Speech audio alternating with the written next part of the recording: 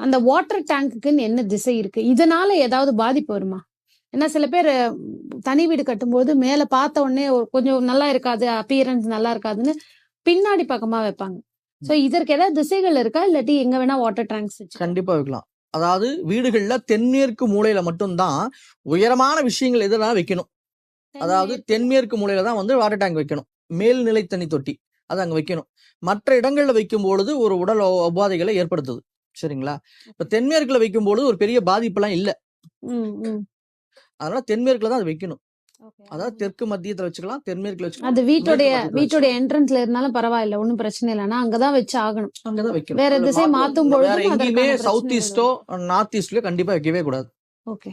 வச்சா அதற்கான கண்டிப்பா பாதிப்பு வருது. என்ன மாதிரி பாதிப்புகள்? இப்ப நார்த் ஈஸ்ட்ல வச்சீங்கன்னா அவங்களுடைய தலையில நீர்க்கட்டிகள் வருது. அதாவது அவங்களுக்கு ஏதாவது நீர் சம்பந்தப்பட்ட பிரச்சனைகள், ஏதோ ஒரு கட்டி சம்பந்தப்பட்ட பிரச்சனைலாம் வருது.